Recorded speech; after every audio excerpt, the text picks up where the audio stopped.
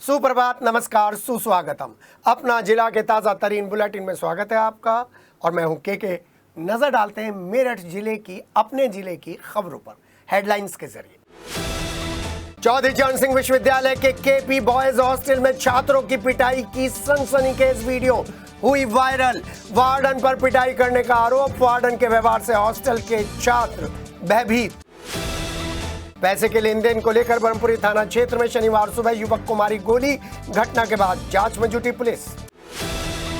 Meerut police का अद्भुत खेल, लाइन हाजिर और सस्पेंशन के बाद नेताओं की चेतावनी से पल्लवपुरम थाना प्रभारी को हटाने का मुद्दा चर्चाओं में। नए शैक्षिक सत्र में डीएम डॉक्टर वीके सिंह शिक्षा को लेकर उठाएंगे बड़े कदम। खंड शिक्षा अधिकारियों के साथ बैठक में साफ दी चेतावनी। कहा, कक्षा में मोबाइल के प्रयोग पर होगी टीचर और बीईओ पर कार्रवाई। डीएम और जिला जज ने बाल गृह का भी जाना हाल। नौचंदी मेले में फोक और सूफी गानों की धूम। वंदना मिश्रा ने उत्तर प्रदेश के विकास पर हमरी यूपी की बात आलीशान गाकर श्रोताओं को झूमने के लिए किया मजबूर। नौचंदी मेले में उमड़ रही है भीड़। मेडा की बड़ी कार्रवाई, ज्ञान भारती एजुकेशनल इंस्टीट्यूट की लैंड पर बन रही अवैध कॉलोनी जमीन दोस्त। 3 बुलडोजरों ने लिया एक्शन। वीके अग्रवाल ने जारी रख रखा है अवैध निर्माण। ऑपरेशन सिंदूर की सफलता पर ट्रांसपोर्टर पिंकी चिन्योटी के नेतृत्व में निकली शौर्य यात्रा। कहा, हमारी सेना हमारा मान है। बीएड परीक्षा को लेकर पहुंची टीम मेरठ। 1 जून को 10 केंद्रों पर 5000 विद्यार्थी देने जा रहे हैं परीक्षा को लेकर बैठक जारी। भीषण गर्मी में आपकी यात्रा को सुखद बना रही है वातानुकूलित नमो Bharat train. Selective door opening के साथ होगी ऊर्जा की भी बचत। ताजा तरीन बुलेटिन में स्वागत है आपका। नई एजुकेशन पॉलिसी को जानते हैं? नहीं जानते हैं तो पढ़ लीजिएगा। एक प्रमुख बात आपको बता दें, कारपोरल पनिशमेंट कहीं पर भी अलाउ नहीं है। कारपोरल पनिशमेंट नहीं समझ में आया? डंडे की भाषा टीचर इस्तेमाल नहीं कर सकता, और जब वार्डन इस्तेमाल करेगा तो क्या करेंगे? जी हाँ, तो वीडियो बनाएंगे और वीडियो वायरल हो जाएगी। मेरठ के चौधरी चरण सिंह विश्वविद्यालय स्थित बॉयज हॉस्टल में छात्रों की पिटाई का सनसनीखेज वीडियो वायरल हुआ। इसी खबर से आगाज कर रहे हैं क्योंकि हॉस्टल वार्डन डी.के. चौहान द्वारा 4 छात्रों को बेरहमी से पीटने का वीडियो सोशल मीडिया पर वायरल हो गया और यूनिवर्सिटी के जो नैक की गाइडलाइंस है उन पर भी डंडेबाजी चल गई है। छात्रों में भारी आक्रोश फैलता जा रहा है और शनिवार को शायद इस बात को लेकर बहुत सारे छात्रों के समूह सामने आ जाएं। मामला बीटेक के फर्स्ट ईयर और सेकंड ईयर के छात्रों के साथ घटी घटना का है।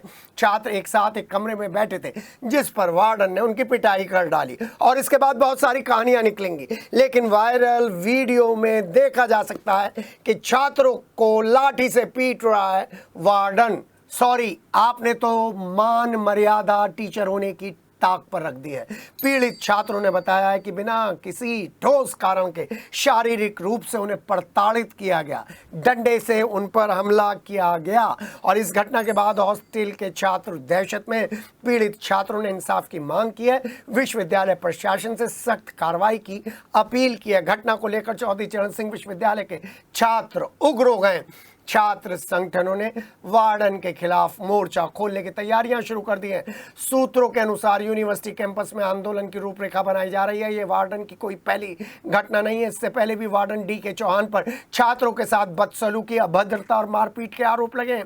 बावजूद इसके यूनिवर्सिटी प्रशासन की चुप्पी कई सवाल खड़े करती है। छात्रों ने चेतावनी दे दी है, यदि जल्द कोई ठोस कार्रवाई नहीं होती है तो उग्र आंदोलन करने के लिए मजबूर हो जाएंगे। और ये सभी छात्रों ने सिटी हलचल के माध्यम से डीएम डॉक्टर वीके सिंह से एक सवाल पूछा है कि आप छात्रों के हित में तो बड़े बड़े कॉन्फ्रेंसेस करते हैं, मीटिंग लेते हैं, लेकिन ऐसे वार्डन के खिलाफ आप क्या कभी कोई एक्शन लेने के लिए संगीता शुक्ला मैडम को कहेंगे या नहीं, या ऊपर तक रिपोर्ट भेजेंगे या नहीं? ऐसा गुरु जी सुनो, एक बार कल रात गर्मी के कारण कुछ बच्चे नहा रहे थे पानी के ब्लॉकेज के कारण जो कि घटना ये धल्ले की कमी के कारण हुई, पानी के ब्लॉकेज के कारण वहाँ पानी भर गया। जिस दौरान DK चौहान जो यहाँ वार्डन थे वो अपने होमगार्डों की टीम के साथ आए और उन्होंने जो बच्चे रूम में से निकाल के उन्होंने उनके साथ मारपीट करी, बुरी तरह उन्होंने जाति सूचक शब्द कहे, उनके साथ गाली गलौज कही। उसकी पूरी वीडियो हमारे पास उपलब्ध है। बकरा ईद आने वाली है, पुलिस चाक चौबंद सुरक्षा व्यवस्था में लगी है और सेंसिटिव थानों में पुलिसिंग और ज़्यादा प्रभावी हो इसके लिए स्टेप्स उठाए जा रहे हैं। लेकिन ब्रह्मपुरी में उस वक्त सनसनी फैल गई जब सुबह ही सुबह पैसे की लेन देन को लेकर गोली बारी चल गई और गोली युवक के पैर में लगी है और उसके बाद पुलिस एक्टिव हो गई है।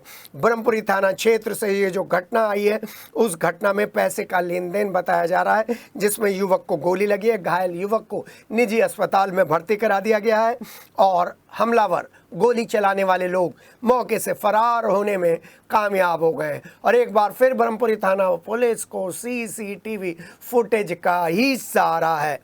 और आपको बता दें 5,70,000 रुपए का लेन देन का ये मामला है जिसको लेकर विवाद चल रहा था। मौके पर पहुंची पुलिस ने फिलहाल खोखे बरामद कर लिए हैं, कारतूस के खोखे बरामद किए हैं। लोगों से पूछताछ करने के लिए कुछ लोगों को हिरासत में लिया है। युवक का इलाज चल रहा है और सेक्टर 3 की घटना है ये ब्रह्मपुरी थाना क्षेत्र की। कोई इमरान है, उस पर मेरे 5 लाख रुपए थे, साल भर हो गया। अच्छा। लोगड़ी चौकी में उसमें तहरीर वगैरह भी दे रखी थी इमरान के नाम की। इमरान ने इसके नाम की क्या चेक है इनका। अब इस पर साजिद करके लड़के का फ़ोन आया था। साजिद और आसिफ माधोपुरम बुलाया, इसकी कॉल आई कि मेरे टांग में गोली मारी। देर रात एक सूचना प्राप्त हुई थी थाना ब्रह्मपुरी में माधवपुरम में एक व्यक्ति जिसका नाम नदीम है, son of Yunus, Rashid Nagar Lisadi gate के वो रहने वाले हैं। उनको गोली लगने की सूचना प्राप्त हुई थी, जिस पर मौके पर पुलिस फोर्स वहाँ पर पहुँचा था। वहाँ से सभी प्रकार से क्राइम सीन को सेव करके वहाँ से जितने भी हमें एविडेंस मिले हमने कलेक्ट कर लिए थे। पीड़ित से भी मैं यहाँ अस्पताल में मिलने आया था, इनके परिजनों से भी मेरी मुलाकात हुई है। इनके द्वारा नामजद तहरीर दी गई है जिसके आधार पर हमने 2 टीमों को गठन किया है। सभी नामजद अभियुक्तों को गिरफ्तार करने का प्रयास किया जा रहा है। पल्लवपुरम थाना प्रभारी अखिलेश गौड़ को बीजेपी के नेता की शिकायत के बाद थाना प्रभारी के चार्ज से हटाकर स्वाट टीम का प्रभारी बना दिया गया है।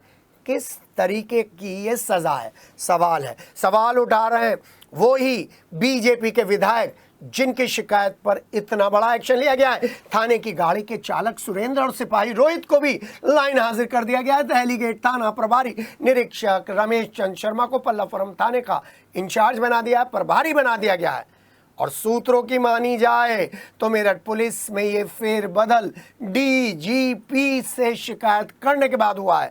आपको बता दें अखिलेश गौड़ पहले भी विवादों में रह चुके हैं। गो तस्करी की घटना तक ये रोक नहीं पाते थे, उनके ऊपर कई बार इंक्वायरी भी सेटअप की गई है। अभी भी उनके खिलाफ एक इंक्वायरी सेटअप की गई थी SP क्राइम के नेतृत्व में और उसके बाद जब वो इंक्वायरी सेटअप होने के बाद रिपोर्ट पेश की गई तो उन्हें चार्ज से हटा दिया गया। पल्लवपुरम का चार्ज देते ही अखिलेश गौड़ को ये चर्चाएं शुरू हो गई थी कि ये अधिकारी, ये पुलिसकर्मी किसी भी तरीके से पब्लिक डीलिंग के लिए बेहतर नहीं है। और ये चर्चा तभी शुरू हो गई थी कि देखते हैं पल्लवपुरम थाने के वो कब तक इंचार्ज रहते हैं। आपको बता दें कि ऐसा ही एक और मामला DGP से और ADG से शिकायत का हुआ था 2 लोगों के बारे में। एक थाने की जीप का ड्राइवर था और दूसरा सिपाही था और वसूली की शिकायत करने पर कार्रवाई की गई दोनों सिपाहियों पर। और इन पर जो वसूली का आरोप लगा है उसकी ऑडियो लीक होने के बाद पुलिस को अब तो कार्रवाई करना मजबूरी बन गई थी। वहीं इंस्पेक्टर अखिलेश गौड़ दीवार प्रकरण के मामले में कैंट विधायक अमित अग्रवाल से उलझ गए थे और उन्होंने जनप्रतिनिधि के साथ जिस तरीके की भाषा का इस्तेमाल किया था, स्थानीय लोगों के साथ जो वो गाली गलौज का लहजा इस्तेमाल करते हैं, उससे एक बात तय हो गई थी कि या तो अमित अग्रवाल इनका तबादला ही करवा कर मानेंगे, लाइन हाजिर करेंगे, सस्पेंड करवाएंगे, लेकिन उन्हें तो स्वैट टीम का प्रभारी बनाकर कोशिश करी है कैंट विधायक अमित अग्रवाल की नाराजगी को दूर करने की। लेकिन फिलहाल तो जो रिकॉर्ड भेजा गया है, जो रिकॉर्डेड वीडियो भेजा गया है डीजीपी को, उसमें अखिलेश गौड़ की गालियां सुनाई दे रही हैं। ये सूत्रों ने बताया है, एसपी क्राइम ने जांच की थी, उसके बाद ये एक्शन हुआ है। और अब आपको दोनों उन लोगों के बारे में बता दें जिसमें एक चालक है, एक सिपाही है। उनकी ऑडियो जो है वो मिट्टी के खनन की सेटिंग गेटिंग को लेकर हुई थी वायरल, और उसके बाद ये बात तय हो गई है कि ना तो लाइन हाजिर होने का डर, ना सस्पेंड होने का डर, केवल तबादला होता है इधर से उधर। नए शैक्षिक सत्र में डीएम डॉक्टर वीके सिंह शिक्षा को लेकर बड़े कदम उठाने जा रहे हैं, क्योंकि पिछले 6-7 महीनों में जो रिपोर्ट कार्ड है बीएस से आशा चौधरी का और कुछ तथाकथित बीईओ का, उसके बाद डॉक्टर वीके सिंह अंदर से आहत हैं और वो गरीब बच्चों के लिए जो योगी शासन की शिक्षा की नीति है उसको जमीनी स्तर पर उतारने के लिए खंड शिक्षा अधिकारियों के साथ गर्मियों की छुट्टी में बैठक कर रहे थे। साफ चेतावनी दे दी है डीएम डॉक्टर वीके सिंह ने कि कक्षा में मोबाइल के प्रयोग पर टीचर और बीईओ पर कार्रवाई होगी। बीईओ तो बेचारे बेबस हैं, क्योंकि बीईओ को मोहरा बनाती हैं बीएस से आशा चौधरी। वहीं डीएम सर ने, आज मैं सर यूज कर रहा हूं, DM sir doctor VK Singh ने कहा है कि हर बीईओ को 15 जुलाई के बाद विद्यालय में जाकर 2 दिन पढ़ाना होगा। वहीं आपको बता दें सबसे बड़ा उन्होंने जो फैसला लिया है वो बीएस से आशा चौधरी, सुन ले, क्योंकि बीएस से आशा चौधरी के नेतृत्व में पूरे विद्यालयों में लाइब्रेरी ध्वस्त की जा रही है, और लाइब्रेरी ध्वस्त करने की जो कार्रवाई वहां के कार्यवाहक हेड मिस्ट्रेस कर रही हैं उनको बीएस से आशा चौधरी का संरक्षण है। और बीएस से विभाग आशा चौधरी के बीएस से बनने के बाद जिस तरीके से बदनाम हुआ है, उसके बाद पिछले 4-5 सालों में ये पहला मौका है जब डीएम को इस तरीके की मीटिंग लेने पड़ी है।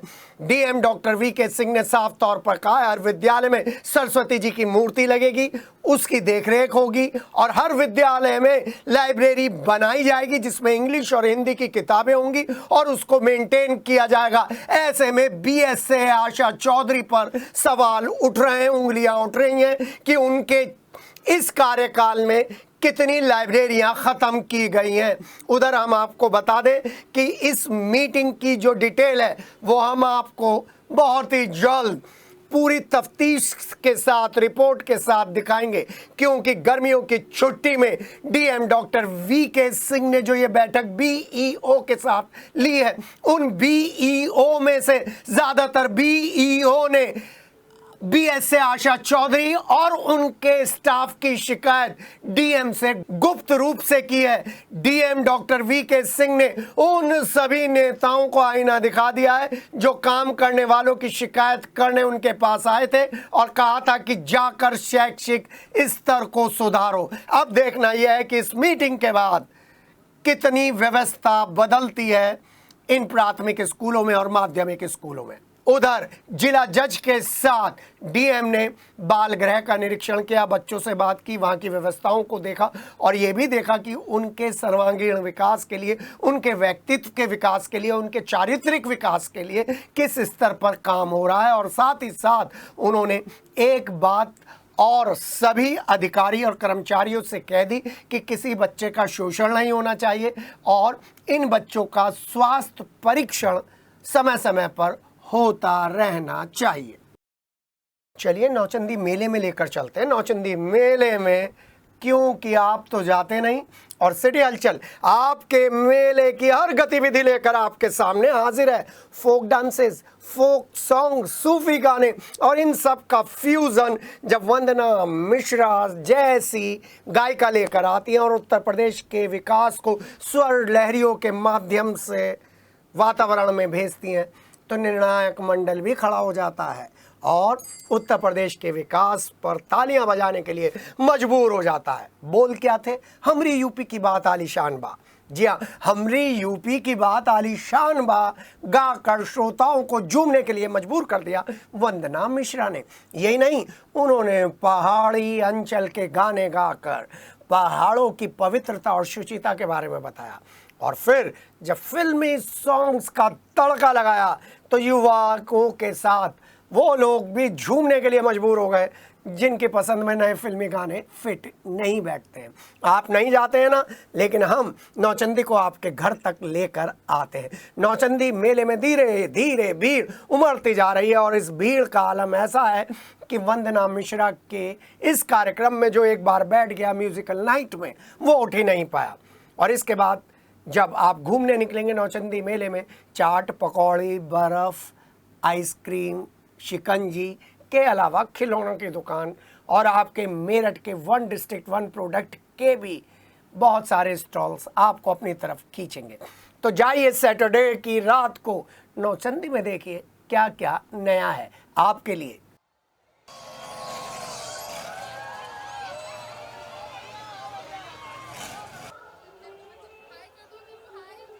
नए वीसी आ चुके हैं और नए वीसी के आने के बाद मेडा का बुलडोजर गरज रहा है। एक बुलडोजर नहीं गरज रहा है, दो नहीं गरज रहे हैं, तीन बुलडोजर गरज रहे हैं और बिना रेजिडेंशियल लैंड में कन्वर्ट कराए ये ज्ञान स्थली विद्यापीठ जो है, एजुकेशनल सेंटर जो है, वो दिल्ली देहरादून मेरठ हाईवे पर स्थित अपने एजुकेशनल भूमि को रेजिडेंशियल में कन्वर्ट कर कर बेच रहा है। जी हाँ, ऐसे ही रेजिडेंशियल भूमि को कन्वर्ट कर कर बेचा है एक और बड़े स्कूल ने जो दिल्ली देहरादून हाईवे पर है, लेकिन उसकी सेटिंग गेटिंग हो गई है। BIT ग्लोबल उसका नाम था और अब BIT ग्लोबल की तर्ज पर ही ज्ञान स्थली एजुकेशनल ट्रस्ट भी ये ज़मीन बेचने का गोरख धंधा कर रहा है, जिस पर मेडा की नज़र पड़ी है।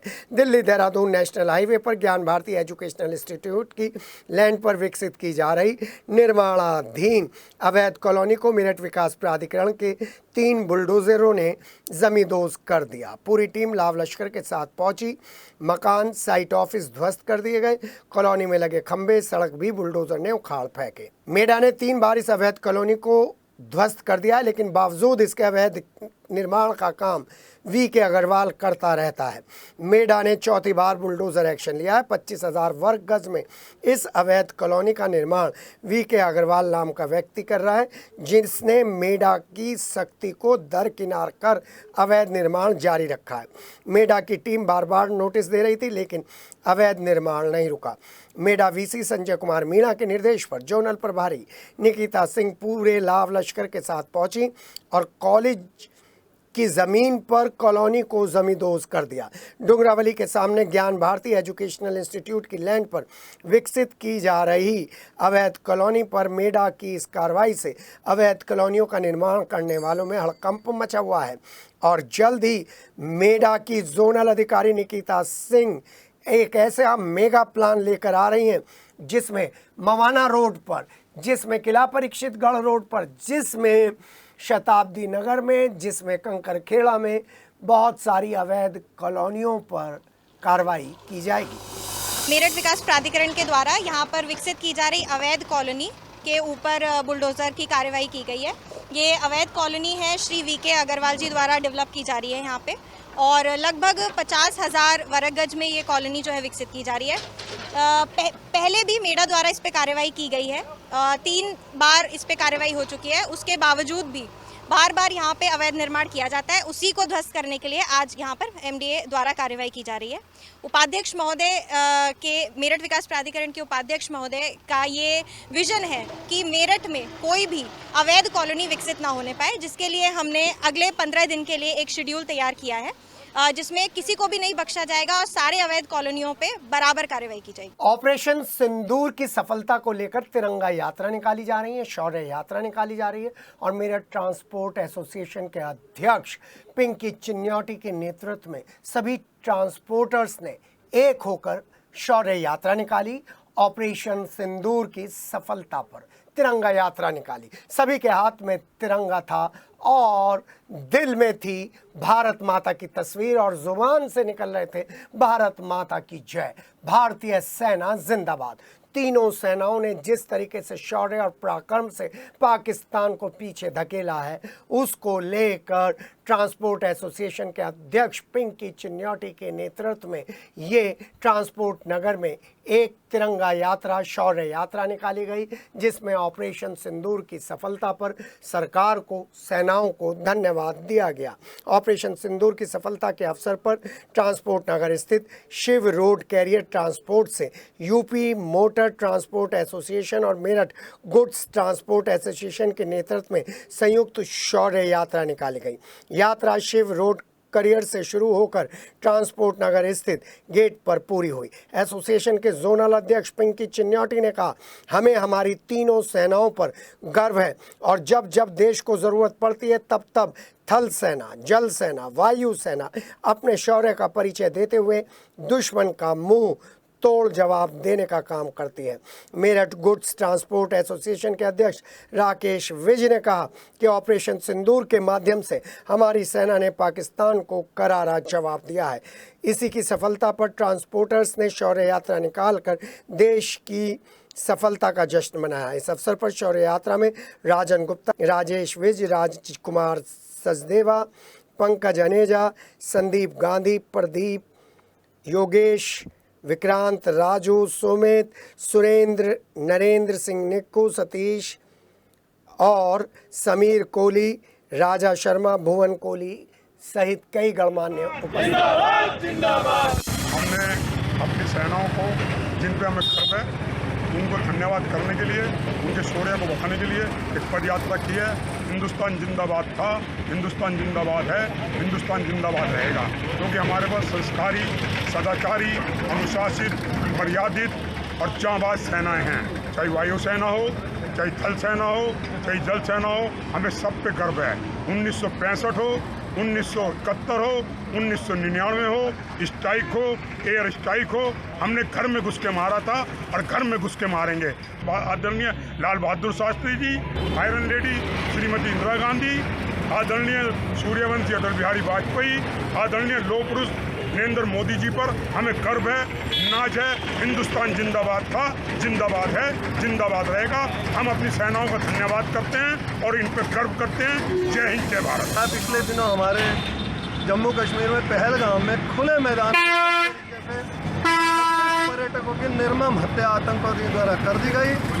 उसके बाद माननीय प्रधानमंत्री श्री नरेंद्र मोदी जी के नेतृत्व में जल, थल और वायु तीनों सेना ने आतंकवादियों के घर में घुसकर उन्हें नेस्तनाबूद करा है। यहाँ पे हमला हुआ था, हमारे क्या नाम है, हमला जो हुआ था उसमें हमारे माननीय मोदी जी ने जो घर में घुस के उनकी औकात ध्यान दिलाई है, पाकिस्तान की उनको धूल चुटाई है और हमारे सैनिकों को हमारा दिल से सैल्यूट है। और हमारा ट्रांसपोर्ट नगर की एसोसिएशन और हमारा हर पदाधिकारी, मोटर मालिक, ट्रांसपोर्टर, हर ट्रक वाला उनके साथ खड़े हैं। सुनील दुआ के पास सदर व्यापार मंडल के महामंत्री हैं और उन्हीं के प्रयासों से एक बार फिर व्यापारियों की एकता एक नए मायने में हमारे सामने आई है। और इस व्यापारी एकता के लिए सुनील दुआ, विशाल और उनकी पूरी टीम, जिसमें अमित भी हैं, सुदीप भी हैं और आप भी हैं और आप भी हैं, सदर व्यापार मंडल के सभी दुकानदार हैं, उन सब ने एक बहुत बड़ा काम किया है कि व्यापारियों को एक करने के लिए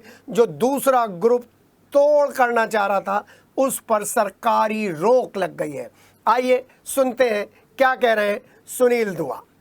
सभी भाइयों को मेरा नमस्कार। मैं सुनील दुआ, आपका भाई।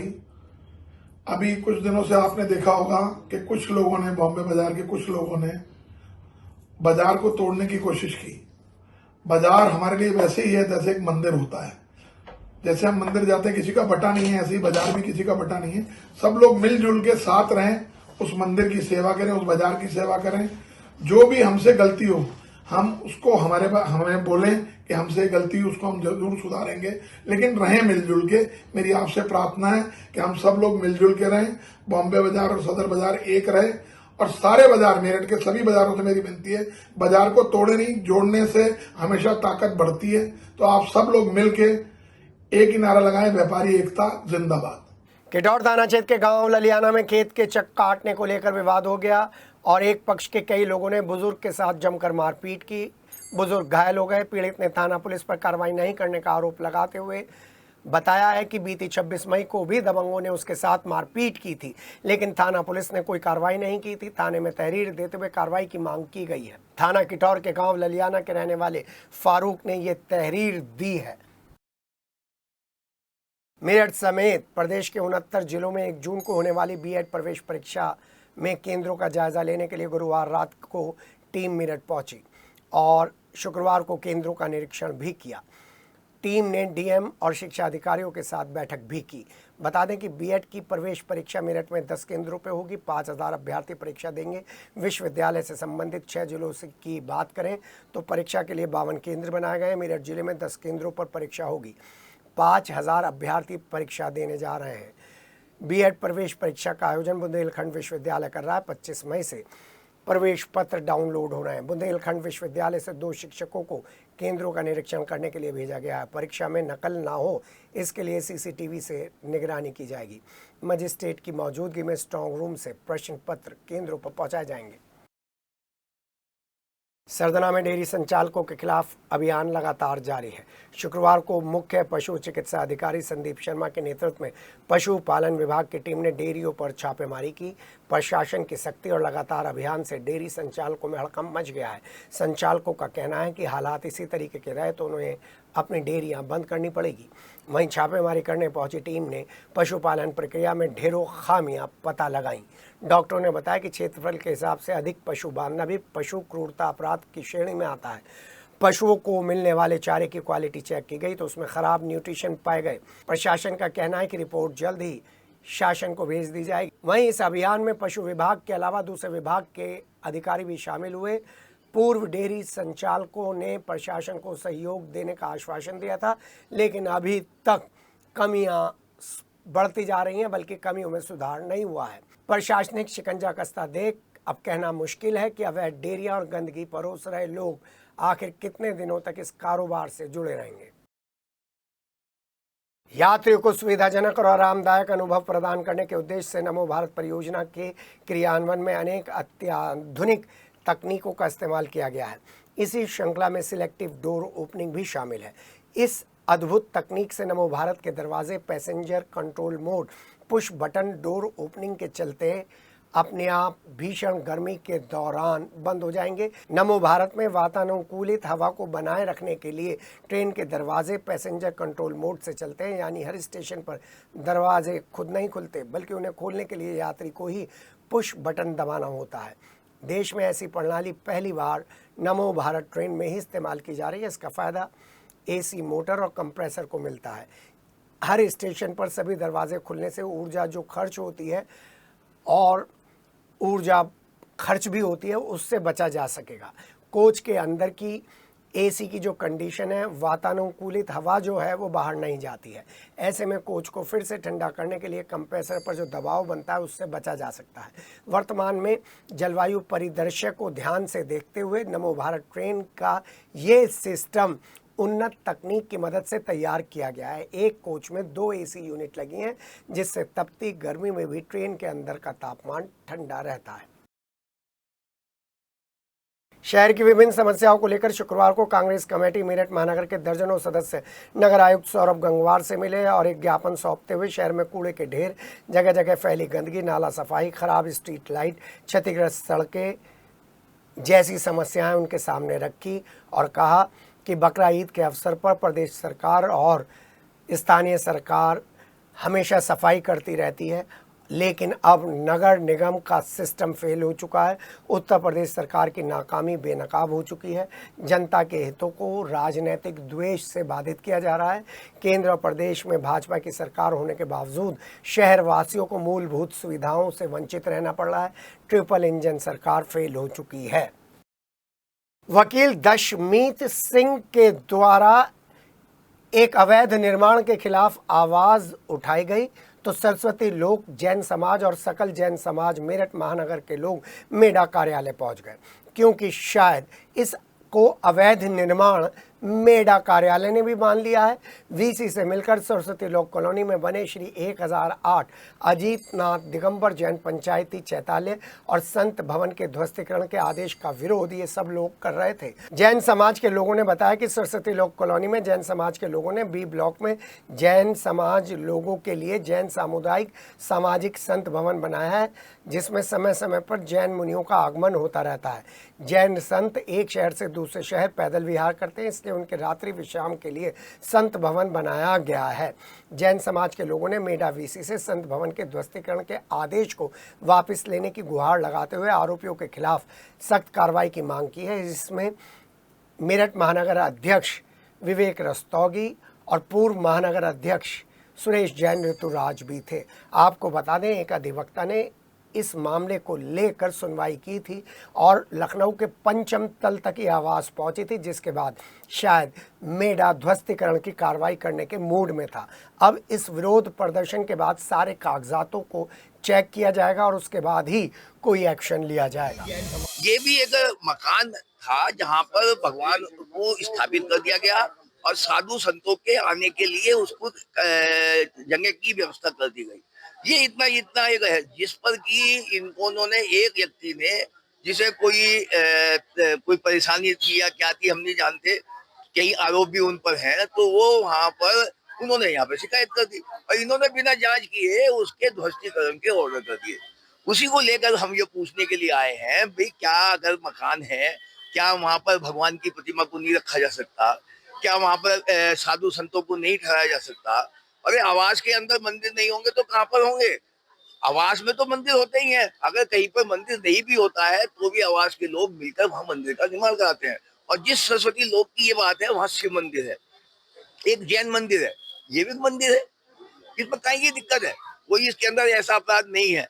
हमें तो बड़ा आश्चर्य है। यहाँ पर आए हम इसलिए हैं, हमारे महानगर अध्यक्ष विवेक रस्तोगी जी भी हमारे साथ में है, उनका संरक्षण पूरी पार्टी का, ये तो योगी और मोदी जी का, हम सबका ये वो है कि भाई जो धार्मिक भावना है उस पर किसी भी प्रकार से ठेस नहीं पहुंचनी चाहिए। और जो एमडीए ने ध्वस्तीकरण के ऑर्डर किए हैं, क्या कहीं किसी बायलॉज में लिखा है कि मंदिर कमर्शियल गतिविधि है? हमेशा सब घरों में मंदिर बनते आए हैं, हर कॉलोनी में मंदिर बनते हैं, और इस ध्वस्तीकरण की कार्रवाई में क्या जांच की गई है, उसके पीछे किन लोगों का क्या उद्देश्य है, इसके विषय में आज हम वीसी से वार्ता करेंगे। उत्तर प्रदेश गंगा एक्सप्रेसवे परियोजना के औद्योगिक गलियारे के लिए प्रस्तावित ग्राम गोविंदपुर, खड़खड़ी और छतरी गांवों की भूमि आपसी सहमति से परियोजना के पक्ष में क्रय किए जाने के विरोध में ग्रामीणों ने मुख्यमंत्री के नाम एक ज्ञापन सौंपा है और बताया कि तीनों राजस्व ग्रामों का प्रत्येक किसान औसतन लगभग 4 से 5 कच्चा बीघे का किसान है। इसी भूमि से प्रत्येक किसान अपना जीवन निर्वाह करता है, इसलिए तीनों राजस्व ग्रामों की औद्योगिक गलियारे हेतु प्रस्तावित भूमि के प्रस्ताव को निरस्त किया जाए। अपना जिला में सिर्फ इतना ही। मेरठ शहर और तमाम जिलों की खबर भी हम पहुंचा रहे हैं। बने रहिए अपने जिले के साथ, क्योंकि जो खबरों में कहीं नहीं है वो अपना जिला पर है। मिलते हैं आपसे अगले बुलेटिन में। फिलहाल दीजिए इजाजत। नमस्कार।